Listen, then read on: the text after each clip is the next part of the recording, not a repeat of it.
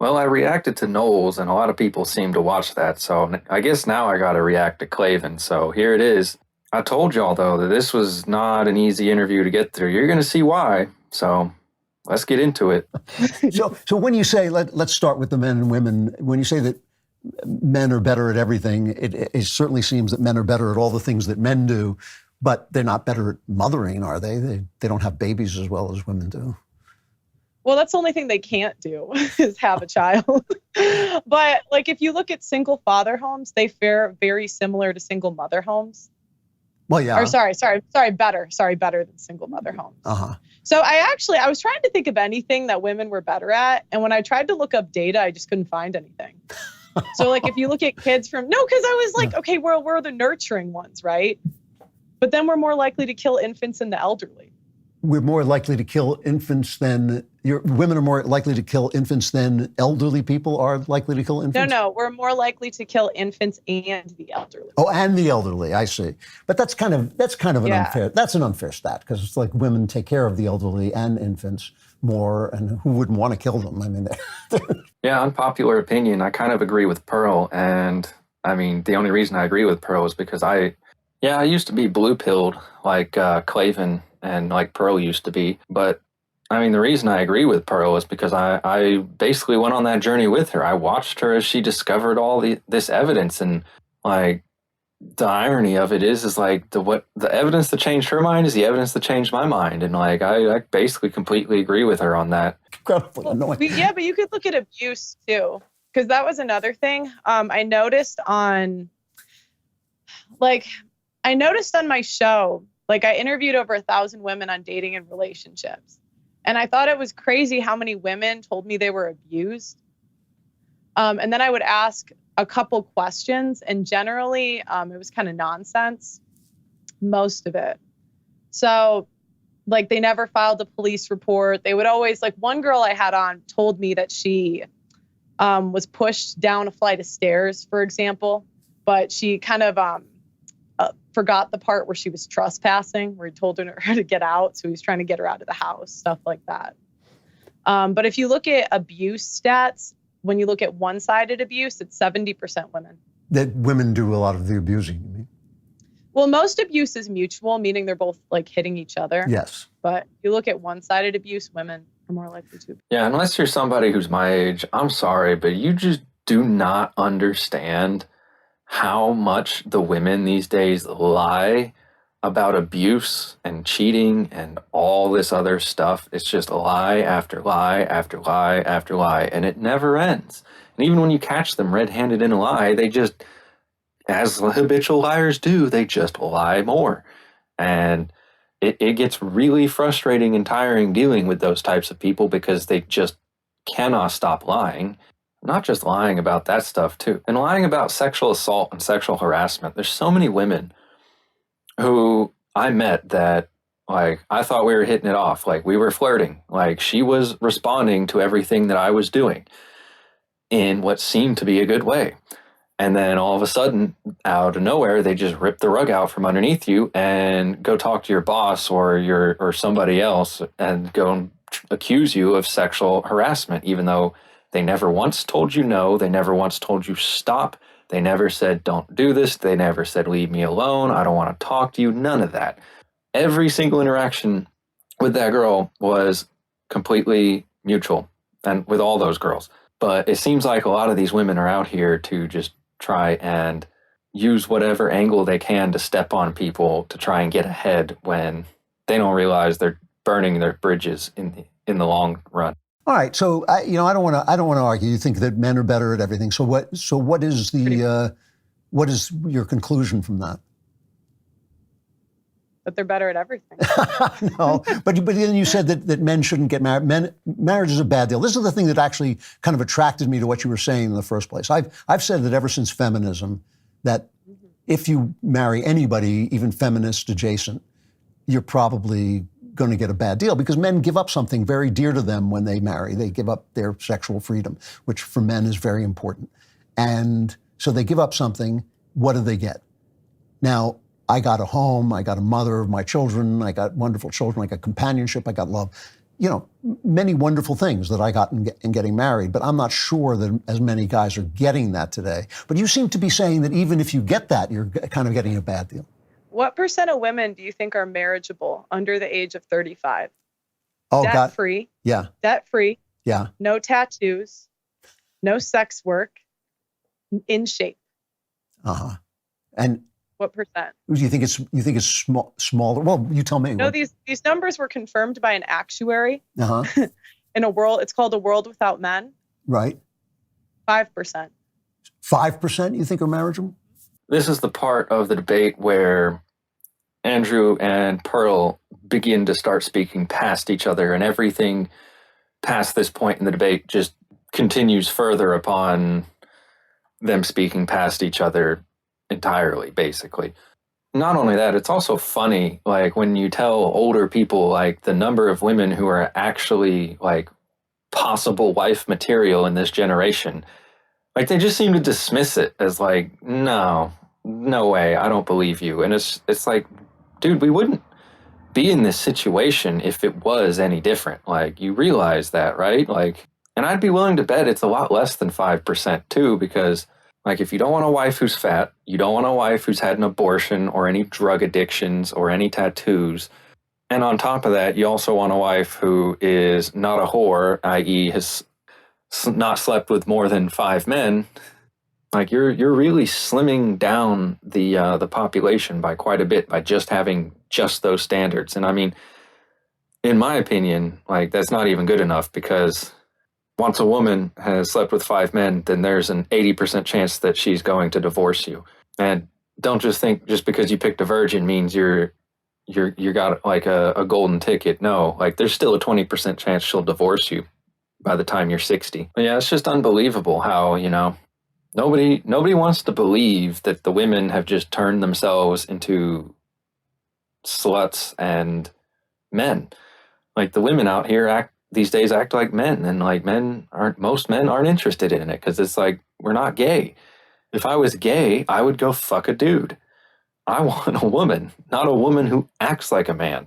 Part of this has to do with just the fact of how old Klavan is, like, look at him. He's a fossil compared to the kids these days.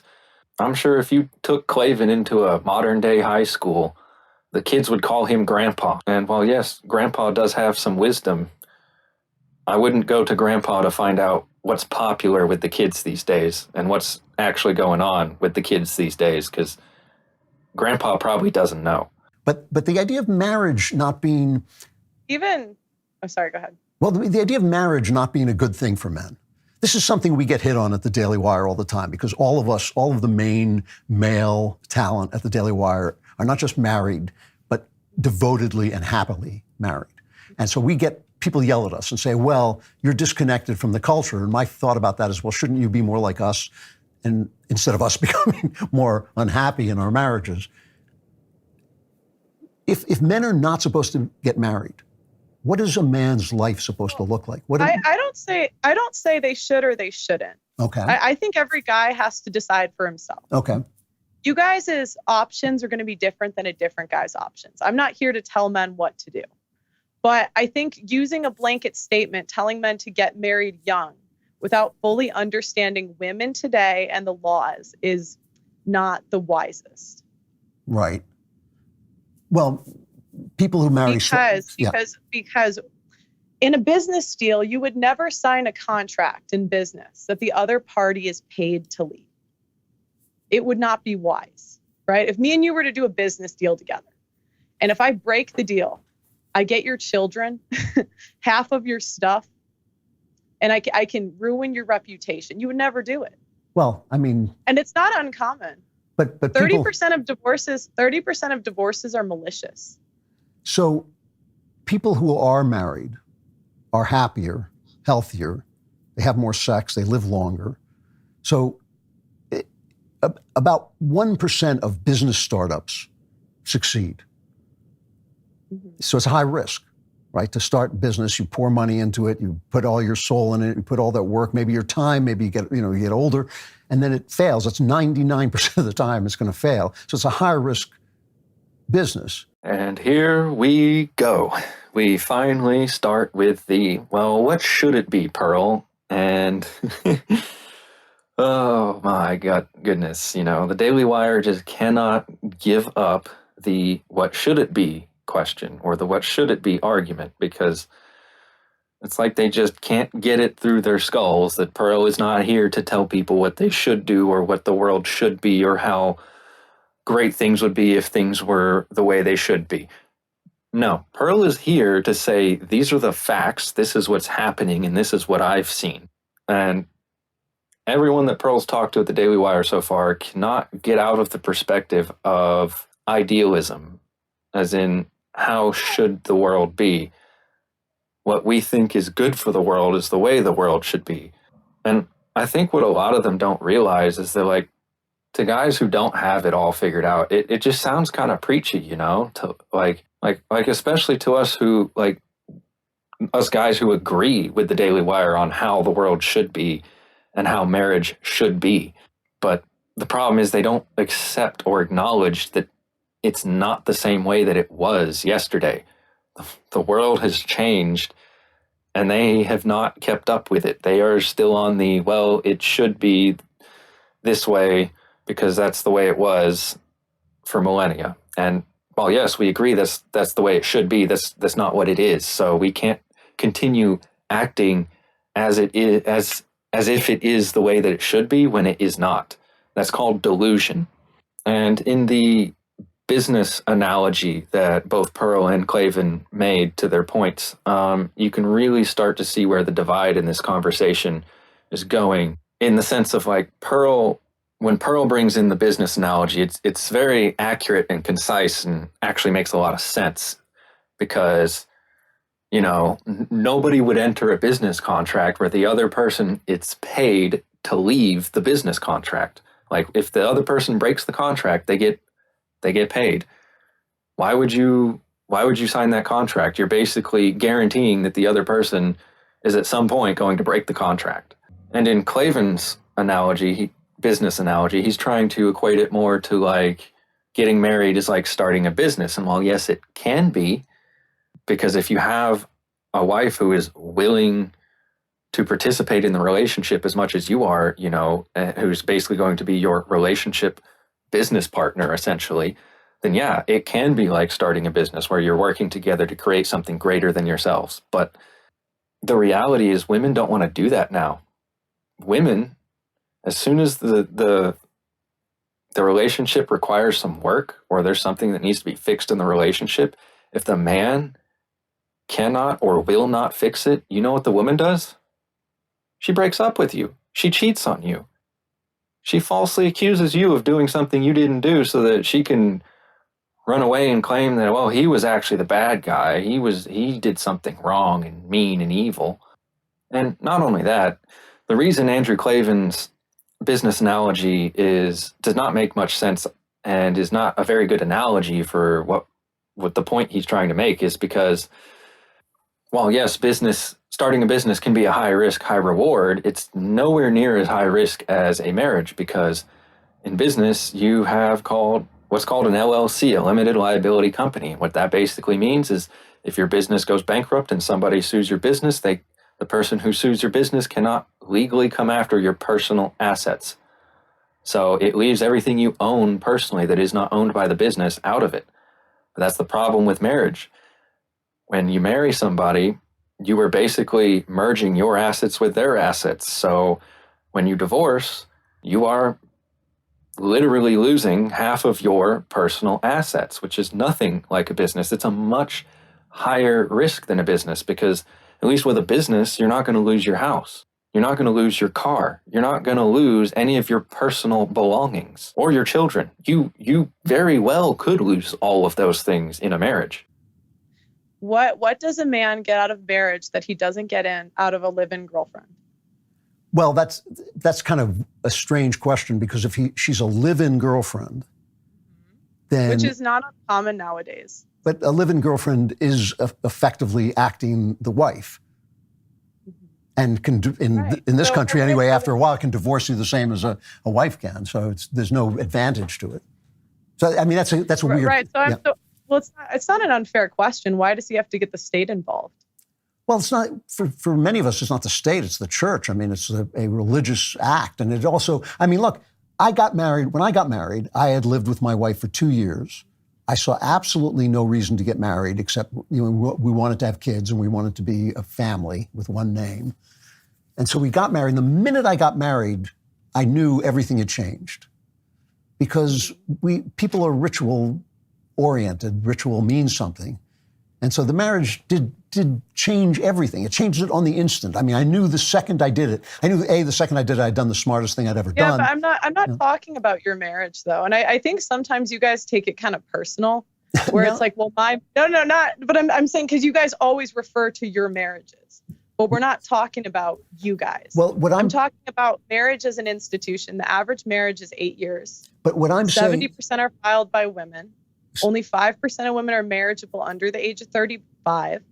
90% of child support and alimony goes to women from men. 30% of divorces are malicious. It's not about you guys, but overall the institution. How can you look at those numbers and not see that it's broken? Something's wrong. Well, again, it's high risk, high reward. You know, I think that's really the biggest issue here is the state. And like, why is the state involved in marriage? I don't understand why that's necessary for the government to have their finger in that pie. I understand that the way that we do it here is that married people get tax breaks, but I don't even think like if stopping giving married people tax breaks is what gets the government out of marriage, I'm all for it, because the government doesn't need to be involved in marriage. The reason marriage is in such a bad state as it currently is because the government has been involved in it for so long. Everything the government touches breaks, and then the government says, well, you need to give me more power to fix it. And that's what feminism is for. Feminism is for those angry, screaming women to scream about the problem that the government created so that the government can point to them and say, well, we got to fix this. We need more power so we can fix this. And the cycle continues until society collapses. And again, Klavan cannot get through his own perspective or his delusion and see that, yes, it's high risk, high reward, but there is a much more statistical higher probability of you getting absolutely wrecked and ruined than there is of a statistical probability of you getting said high reward. Like, Pearl just listed a literal laundry list of statistical facts that prove that many more risks involved than there are rewards involved. And it's interesting how Klavan likes to just dodge all of those statements and continue to push his non sequitur business analogy that doesn't actually make any sense. And foreshadowing, you're going to see what I just said come back later through Klavan's mouth. Let me put it to you this way. What do you think a man's life should look like? Because, for instance, I think if I said, what should a man's life look like, it would include marriage and family and children. I think that would be the best thing. Now, you want to say, here's a guy who shouldn't be like that, or here's a society that's falling apart and makes it difficult. Those are two different things. But what do you think a man's life should look like? I think every man has to decide that for himself. Right. Like, Jesus wasn't married. Okay, well, exempt the No, son. I'm If we can saying there's exempt, if we can examples. exempt the son of God for a No, minute. but there's yeah. examples of great men in history that didn't get married. Yeah, but there's examples So- of great so I men in think history who are every- miserable too. I mean, that's not a good argument. I know, but that's my point. I don't think marriage is for every man, and there's not enough wives to go around. Mhm. Yeah. And so what are men supposed to do in the meantime? It's an interesting thing to say. I'm just trying to get at the thing that you're saying, because I'm a little confused about it, to be honest with you. Like the idea that the culture is so broken that men shouldn't get married No, I don't say should or shouldn't. Okay, you're saying it's a bad deal. I say it's objectively a bad deal for men. Right, by the numbers. Because of the way the court system is structured. That's the So that's the reason? It's not because women, of the nature of women themselves? It's that, I mean, is that what you're saying? That's what I said. Yeah, no, is what you're saying that the court systems are so bad that Oh, it's terrible. I But mean, it's I not, don't. but wait, I wait, don't wait, think wait, if wait, you, wait, wait. Just a minute. I just want to make sure I understand. But you're not saying that you shouldn't get married because women are a pain in the neck or whatever. No, I'm saying every man has to decide for himself. Right. But there are not enough wives to go around. I mean, objectively, there are not enough wives to go around in 2024. Yeah, in this clip, you can literally see Klavan multiple times practically putting words in Pearl's mouth because he cannot get himself out of his perspective of how the world should be and realize that how it should be and how it is are two different things. And that to say, describe or acknowledge how the world is, you do not also have to say how it should be, which is, I think, where the Daily Wire has this like disconnect, is in like they just cannot comprehend that people would just make factual statements and then not follow them up with, well, it should be better this way. Sometimes people just report on the facts, guys. That's it. It's really that simple. You'll also start to notice that in the last clip that I played, Klavan starts equating Pearl stating statistical facts as Pearl saying that men should or shouldn't do something, which is also what Knowles did and what is going to continue to get worse throughout this interview.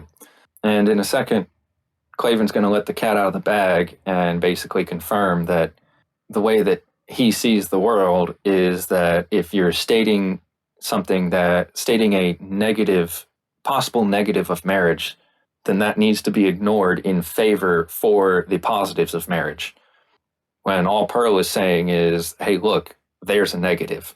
And it's also surprising how Klavan can basically agree with all of the statements on, yeah, there aren't enough wives to go around, but men should get, he continues acting as if men should get married anyways. And even though he just acknowledged that there aren't enough wives for men to get married to. So it's like, well, what do you expect us to do, bro? Like, like it's like he's contradicting himself and he can't quite understand that he is. If someone came to you and said, Pearl, I really understand what you're saying about the court system, and I really understand what you're saying about women, but I really want to get married. That seems to me the meaning of life. The meaning of life is to have children. The meaning of life is to build a family. The meaning of life is to have a home. What advice would you give? I'm not really in the business of giving advice, but I would say get a prenup, consult your attorney in your state. You have to be careful. I mean, it might be funny to you, but I've seen men on the brink of suicide after this stuff. Sure. I've seen men marry. I interviewed one guy who married a traditional Eastern European girl. And, he lost his job. He lost his house. He lost his children. He hadn't seen them in 2 years, even though they were a mile from him. Like, Andrew, these are real things that happen every single day. Men are 9 times more likely to commit suicide after a divorce. Right. Men have to be careful. They have to protect themselves. But I think, listen, all of this stuff I get and I hear that, but I think you're dodging something here. I really do. I think every study I've ever seen shows that a happy marriage makes men happier and makes people happier. Wait. And my experience is that the people I know who are happily married are the happiest people I know. So high risk, high reward. And you kind of dodge the fact that it's high reward. I mean, see? That right there, Klavan said he thinks Pearl's dodging something when that's actually what psychologists call projection, because as you can see earlier, you can rewind the video, I proved that Klavan was the one who was dodging a lot of the facts and statistics that Pearl was stating so that he could continue to beat his marriage drum over and over again, because even though in one sentence, the Daily Wire guys will acknowledge that, yes, all of these problems exist and all these negatives exist that could kill you and ruin your life in marriage, but they continue to beat the marriage drum as if those risks don't exist. And like literally, yeah, in the next sentence after they acknowledge the risk, they continue to beat that marriage drum. And you're just like, did you not just hear what you just said? Like, don't you think men should like take precautions and be careful and understand what they're getting themselves involved into before they get involved in it? No, marry. The reasoning always comes back to themselves. It's always, well, me and my friend group and my social group and the people I've interacted with, they all are happier married. They all they all have great marriages and stable families and everything. And it's like, yeah, like you guys aren't a good model for the average man and woman in society. You guys are probably top 10%, if not higher. I guess what I'm saying to you is, like, when you give this general piece of advice, It's not advice. well, when you give this, well, it is. It's saying that this is a bad deal, that you should go into it feeling it's a bad deal. It's a form of advice. Well, it's a bad deal because women are paid to leave. Right. So that's why it's a bad deal. Right.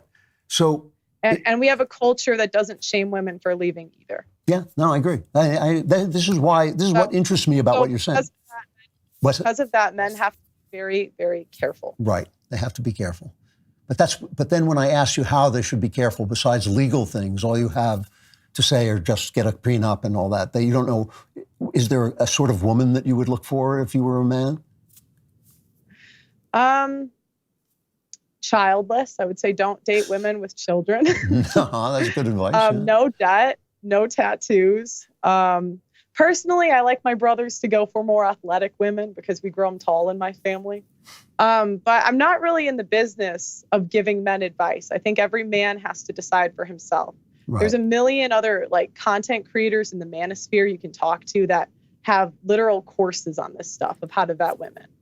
I'm specifically talking about how the laws are not favorable to men. Well, I think I just think objectively, you can't say that's a good deal when women are paid to leave. It depends.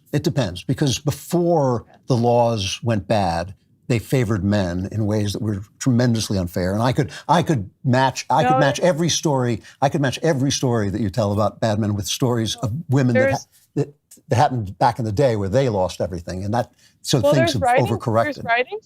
There's writings from the 1800s of men complaining about divorce court then. Yeah, but this isn't this isn't a new phenomenon. There's writings from the 1800s talking about how the man is paying money to his opera, his wife who's an opera singer and makes more than him. Because naturally, I just think we have a society that naturally wants to protect women. Now you'll notice at the beginning of the last clip that I just showed, Klavan literally states that stating facts that are negatives of marriage, in his opinion, is giving advice. And even when Pearl corrects him, saying that, no, I'm not giving advice, I'm just stating some facts here, Klavan still continues on his role of well, I think that's a form of advice. And while, yes, it can be a form of advice, it's nowhere near the same as Pearl actually saying men shouldn't get married or marriage is a bad deal, like he's implying. Because Pearl's not saying any of those things. She never said any of those things. She's literally just stating facts of well, this is what could happen if you get married. That's it. That's it. That's not advice. That's just a statistical fact. And stating facts is not giving advice. That's just stating facts. And again, I keep repeating myself, but this is what I see happening is Klavan is stuck in his perspective, in his own social bubble. He cannot see outside of it. Part of it just has to do with how old he is. So, it's not really his fault. He's getting to that age where he's just not with it with what the kids are doing. And I'm still a little lost. I'm still a little lost in how you can say that you're not effectively coaching men to turn away from a high risk, high reward situation, which is what men do. High risk, high reward is what men do. I mean, not really. Otherwise, they'd be signing up for marriage, according to you. Did everyone catch that Freudian slip right there? When he said that Pearl is not essentially coaching women, and then he corrected himself right after that and said men. And the reason in psychology that happens is because in his subconscious, he understands that Pearl isn't saying that, even though consciously he won't let that thought into his conscience. So because he's trying to make his point, and his conscious and his subconscious mind are in conflict with each other, hence the reason for the Freudian slip. And I think Pearl's response to it is just gold. Because it's well, yeah, if what you're saying is true, then guys would just do it, right? But they're not. So why don't we try and poke around and find out why they're not, rather than just say, well, guys should be doing it, so guys should be doing it. The guys at the Daily Wire tell men, they don't tell men just to get married. They tell men to look for women who are marriageable. Well, when you poll Gen Z, family is on their 7th ranking of priorities. Yeah. So if the women don't want to do it, what are the men supposed to do? Well, how do you think that's going to work out for Gen Z? How do I think it's going to work out? Yeah, I mean, what do you think a society that's without marriage will look like? Well, I think it's going to be a single society. So I'm not saying this is a good thing. I'm saying this is what's happening. Yeah. I'm describing what's happening. I'm not giving prescriptions. Yeah, that kind of strikes me as a dodge, though, because I mean, I want to. How am I dodging? Well, because you started out kind of saying men do everything better than women, and I do think that. I think. Yes, yeah. but I mean that's just not true in my experience. I mean, which is name one thing. What's that? They make homes and they raise children and they mother children better than men do. Well, then why don't single mother homes fare better than single father homes? Pearl says, and I quote, "I'm not giving prescriptions," and Klavan says, and I quote, "That strikes me as a dodge." How? Why does somebody have to give a prescription to a problem for you to recognize that that's a valid problem? Like, how does he not recognize that the problems that we're talking about here are so complicated, no one person has the answer to it. No one person can fix an entire society worth of problems. It's not possible. You can't do it. There's no point in trying because you're going to be wrong sometimes. This is why the Red Pill movement is getting so popular, because people are saying, hey, like, guys, we need to get more people aware of this. We need more people talking about this, because the more people who understand the problem, who are trying to think of solutions, the more likely we are to find a solution to the problem. Because if we continue to just ignore the problem, it's not going to go away by itself. It's just going to fester and get worse. The only way that we can solve a problem that is so complex that it's literally tearing society apart is by getting the society to come together and to find a solution. I don't understand how it's that complicated. Like, I also don't understand why the Daily Wire, like, they can't acknowledge a problem without also acknowledging a solution with the problem, when sometimes, like, you shouldn't be doing that, because sometimes you don't have the solution to the problem. Sometimes you're facing a new problem that nobody understands and nobody has the correct answer to, and we're all just figuring it out. Which is why I think Pearl doesn't like to give solutions, because the honest truth is none of us have solutions. Nobody has the right answer here, because if we did, then the problem wouldn't exist anymore. So I think we're talking. I just feel like you're talking about two things at once, and then every time I ask you about one thing, you dodge over to another. That's what I'm. What am I dodging? Well, is if you think that men can just do anything women do, and women are therefore unnecessary, and therefore the marriage, I didn't say unnecessary. That's not what I said. Except for the physical production of children. No, I said that men are better than at everything. If I say that adults are better at everything than children, does that mean children are unnecessary? No, but I would say that adults aren't better at being children. Yes, Klavan, both you and Pearl are each talking about different things at the same time and speaking right past each other. And the reason you guys can't really come to an agreement is not because Pearl is dodging, it's because you're dodging. And you refuse to look at the problem from outside of your own perspective. And the final comment is quite a non sequitur, Klavan. Like, I expect better from you, Klavan. Come on. I do love my mom. My parents are still married. They've been together 30 years. Uh-huh. I don't know why we're, going personal, but, Well, because this is a personal question. I think that when you bring out stats that tell people not to do something that's dangerous, but obviously. No, I don't say not to do it. I don't say not to do it. When I you say warn, to be careful. When you warn people against it. Do you not think they should be careful? Right there, guys. Did you see that? Did you catch that? Right there, Andrew Klavan just said that if you speak about stats that are negative of marriage, he thinks that it is telling people not to do it. When you're not telling people anything, you're just stating a fact. Of course. You don't think men... Do you not think Okay. that people have always thought that they should be careful about marriage? Isn't that something that... I think ever since... I think ever since they switched a couple things in family court, they have to be more careful now. Yeah, I think that's true. That's what the part I agree with. I still... Okay, so... But I still then think we you're... agree. Well, I think you're dancing around something, though. I'm not frustrated by what you're saying. I'm frustrated by the fact that you're not owning up to certain things that you actually do say. I mean, when you say to someone to be wary, I mean, I've watched your videos. At no point in your video do you say, this is a high reward, a marriage is a high reward thing.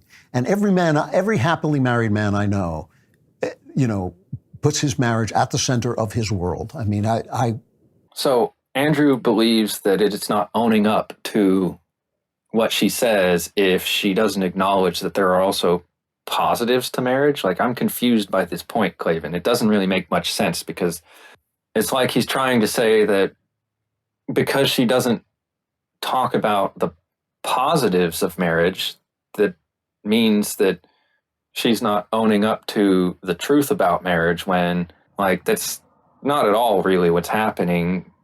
When you really look at it, Pearl is just like the polar opposite of the Daily Wire. The Daily Wire does nothing but preach about the goods of marriage, and Pearl pretty much does nothing but tell everybody the statistics that nobody wants to hear about in marriage, because they're not very nice and pleasant. While they essentially are just two different sides of the same coin, I don't think you have to talk about both sides of the coin so that what you say about the one side of the coin is valid, because if what you're saying is true and is a fact, then it shouldn't matter that you don't say any of the other things or other facts that are the opposite of the fact that you stated. I guess the point I'm saying is, as a woman speaking to men, saying you should not, warning them or frightening them over a high risk, high reward thing, you're asking them to act like women. I wouldn't say that I frighten them. I would say I interview men that have been disproportionately affected by divorce. Yeah. I interview men that have lost everything.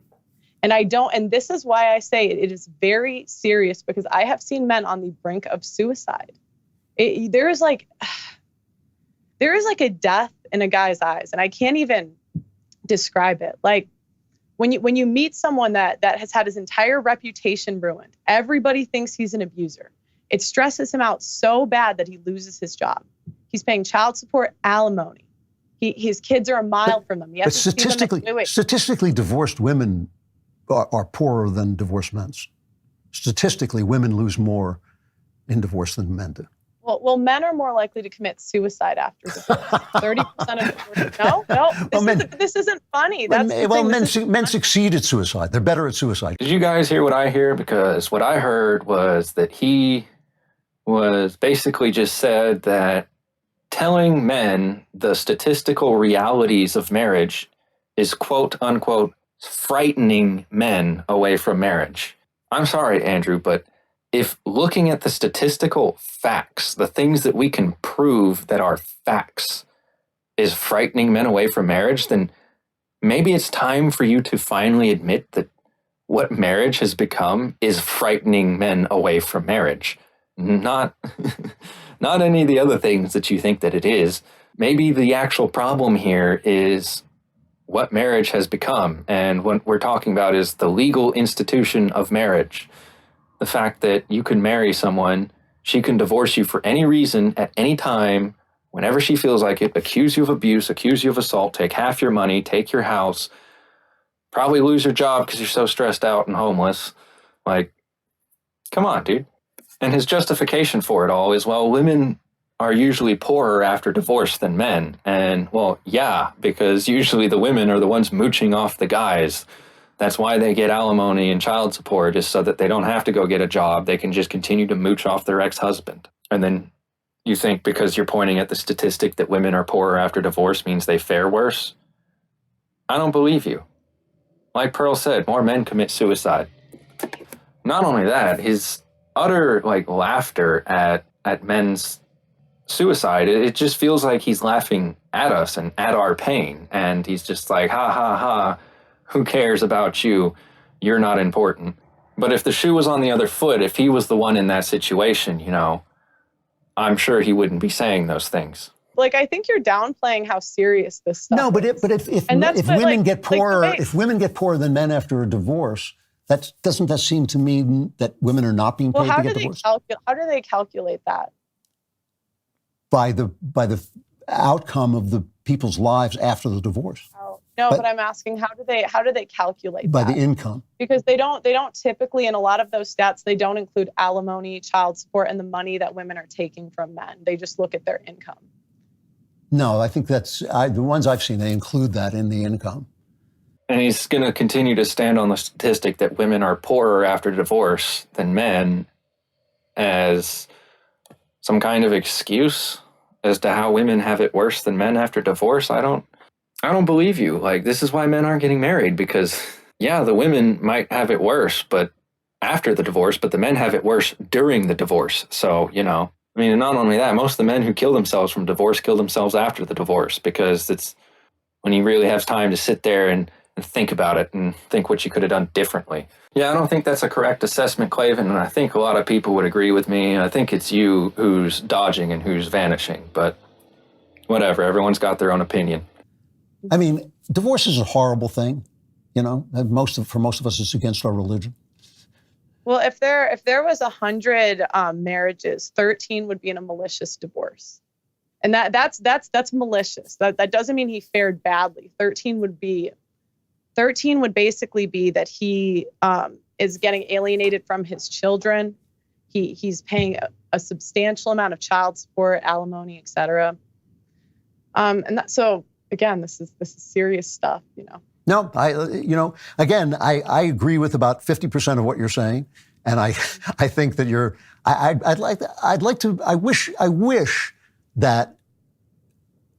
Well, listen, why don't I put it this way? I'm out of time, so let me put it this way. Come back and let's talk about the nature of men and women, because I feel that when you make videos, you talk about those things, and when you're challenged, you kind of vanish. you kind of dodge me a little bit, which I don't see why you should. I don't see why you should, because I actually think a lot of what you're saying is true. I mean, a lot of the dangers of marriage are true, and I think even all the people here at the Daily Wire believe that. We believe it's a high risk thing, but we also believe that it's so high reward that men who are men should take high risks for high rewards. Yeah, but I also think you guys attribute everything to women a lot. And I think that successful men would be successful with or without women. Well, that's unprovable, but the men don't think so. No man thinks that. No happily married man thinks that. No, you don't. But you don't speak for all men. But no happily married man thinks that. It just doesn't happen. Right, but that discounts the. I mean, look at what happened to Crowder. I mean, he did everything you guys said. And I know it's kind of awkward because you guys had the beef with them or whatever. So I'm not even trying to do that, but I'm just using him as an example. He did everything on paper right. Yeah, I think he's a bad example.